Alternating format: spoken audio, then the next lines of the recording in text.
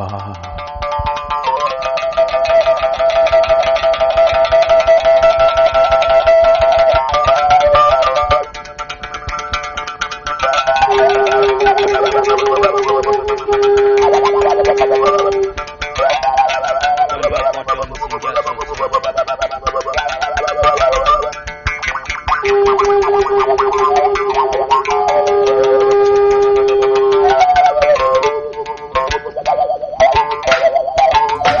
Le ministère des Eaux et Forêts est le département en charge de la mise en œuvre des politiques forestières au Gabon. De ce fait, j'ai le devoir de poursuivre la dynamique d'aménagement durable de nos forêts. Dans ce cadre, le projet d'aménagement des petits permis forestiers gabonais, en abrégé PAPPFG, projet sous tutelle du ministère des Eaux et Forêts, a développé certains outils techniques permettant de faciliter l'application des normes d'exploitation de nos forêts en respectant la loi forestière, notamment la mise en œuvre des plans d'aménagement forestier. Le film que vous allez voir a pour objectif d'expliquer les bonnes pratiques. Il fait partie d'une série traitant de tous les aspects de l'aménagement durable des forêts. Cela traduit notre engagement à participer au rayonnement du Gabon vert, cher à son Excellence, Monsieur le Président de la République, chef de l'État, Ali Bongo Ondimba. Nous nous rendons dans un chantier forestier pour regarder les techniques d'abattage contrôlé préconisées par le PAPPFG.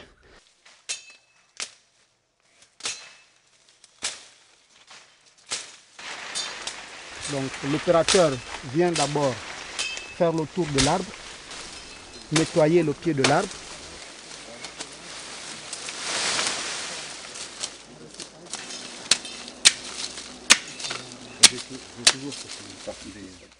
Il observe les branches, il regarde les plus grosses branches pour évaluer la direction de chute naturelle de l'arbre. Après avoir évalué la direction de chute naturelle de l'arbre, l'opérateur revient au pied de l'arbre pour nettoyer complètement le fût de l'arbre. Il enlève les termitières, comme c'est le cas ici. Il enlève les écorces mortes de l'arbre. Et après, va débuter l'opération. Notre arbre a été complètement nettoyé. Le tour de l'arbre est propre. L'air de travail est propre. Et mon arbre, il est là. Et je vais préparer mon chemin de fuite 30 à 40 degrés du côté opposé du sens de chute de mon arbre. Dans ce sens-là et celui-ci.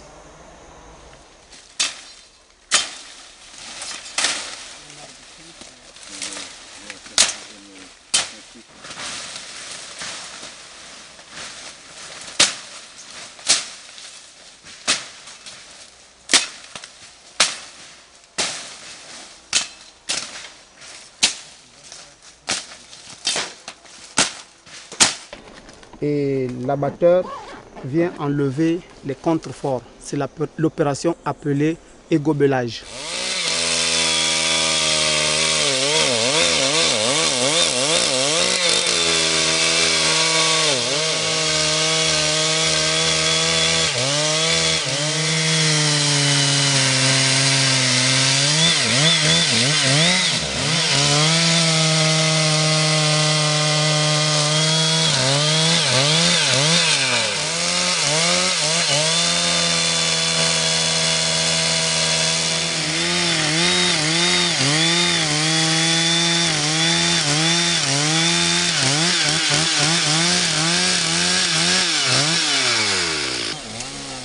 Après avoir enlevé tous les contreforts, l'abatteur va commencer à mettre son entaille de direction.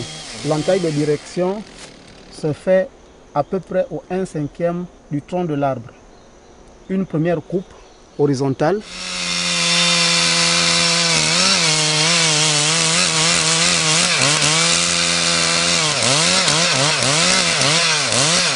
une deuxième coupe oblique.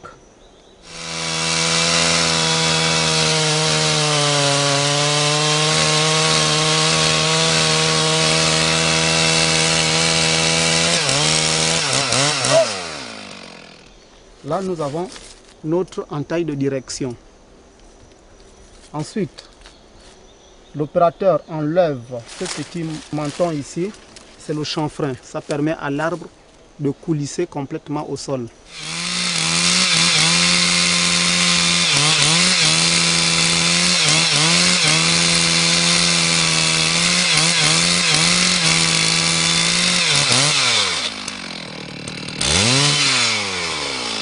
Donc, après l'entaille de direction de chute de notre arbre, on passe à la préparation de la charnière, qui est l'équivalent à peu près de 4 doigts ou 3 en largeur. Donc, nous avons cette partie du bois qui ne va pas être coupée, c'est la charnière. Elle permet à l'arbre de mieux pivoter sur elle, sur la charnière. C'est pour mieux orienter l'arbre dans sa direction de chute. L'étape suivante, c'est la préparation de la mortaise, encore appelée coupe d'abattage. L'opérateur enfonce le guide jusqu'à traverser le bois et tire le guide vers l'arrière de l'arbre. Jusqu'à un certain niveau, il bloque. Donc nous avons là notre mortaise déjà formée. Il y a une partie de l'arbre qui n'est pas coupée, c'est la charnière. Et nous avons par l'arrière notre sécurité. Donc la charnière et la sécurité ensemble permettent de soutenir l'arbre. C'est pour cela qu'on appelle abattage contrôlé. L'abatteur contrôle la chute de son arbre. Et à partir de là, l'opérateur va tracer.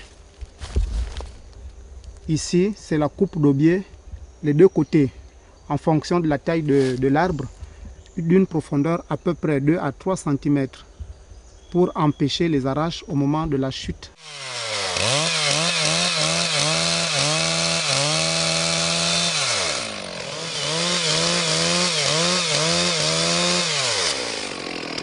Notre abattage est pratiquement terminé.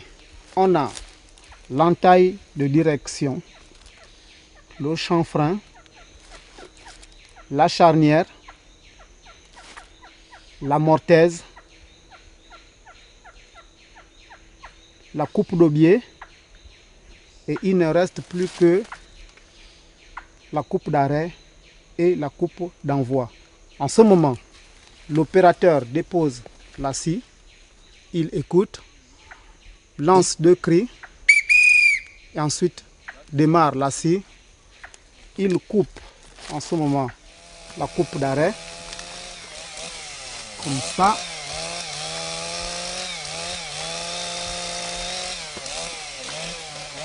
Et la coupe d'envoi qui est la coupe finale. Et l'arbre tombe en pivotant sur sa charnière suivant sa direction de chute.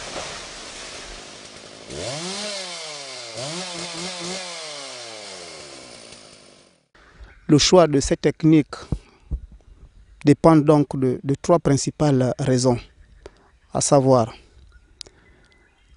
la sécurité des opérateurs, l'augmentation du rendement et la protection de l'environnement. Et ces techniques sont préconisées dans le cadre de l'exploitation forestière à faible impact ou d'une forêt qui doit être exploitée de façon durable.